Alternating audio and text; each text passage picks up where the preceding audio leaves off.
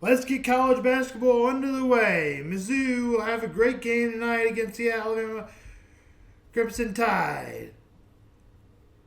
They'll have to come into the zoo to play them. Mizzou has lost only one game this year at home.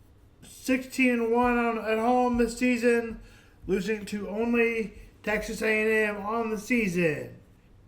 Players to watch out for: Mark Sears, Grant Nelson, forward, big guy in the middle. That's going to be the key players for Alabama. Mark Sears scores with the best of them and has been a really good player for his at Alabama 2022 to 2023, 2023 to 2024. And his third year is this year at Alabama. But his freshman, sophomore year there, and his junior and senior year at Alabama. So he's a graduate student, and so that means he got an extra year in eligibility. He should do some. He's a very good player. Missouri's going to have to do all the best they can to stop him. And of course, you're missing Grant Nelson. He'll give a middle guy forward, a forward that can score some points and get some boards. DeMarc Bates is the most consistent player on Mizzou. Mark Mitchell and Caleb Grill, and underneath the radar, Anthony Robinson. Mizzou has to start Josh Gray. He gives him a good rebounding player, but only averages 3.2 points a game, and is not that good. But since Missouri lacks size, they do have to start him. Mizzou is favored by 1.5. Alabama give me 75-73 because of the weather. Game time is at 8 o'clock.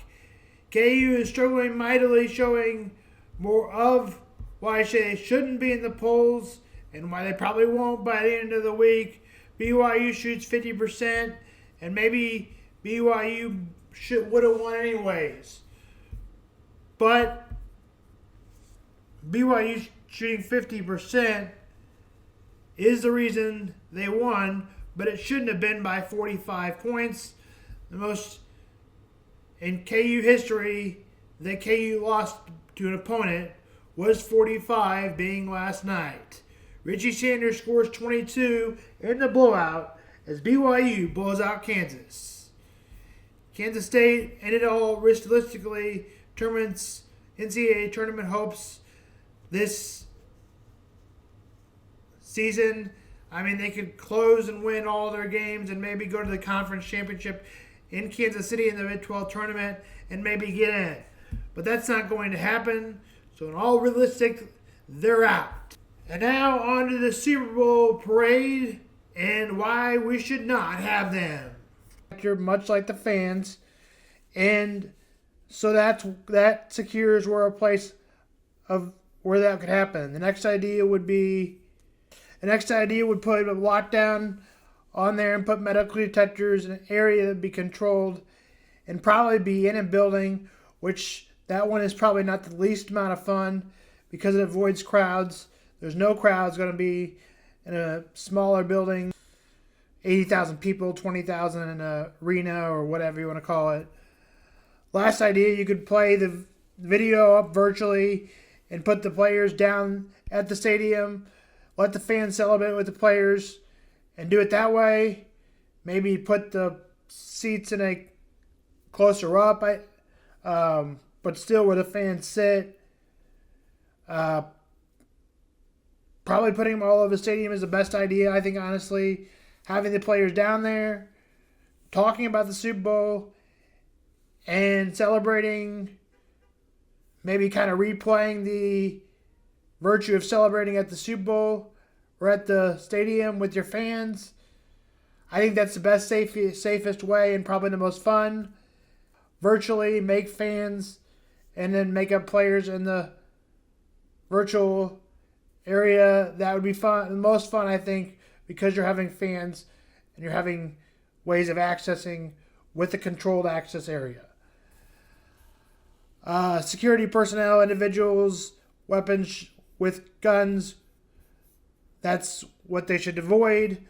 Avoiding guns and with medical detect a fixed place where they don't allow guns. The other stadium we went through is go to Arrowhead Stadium, where it's very secured for small events. I think lots of particular bring the children and some where they probably ask for more IDs. I think that's probably more what stadiums need to do anyways.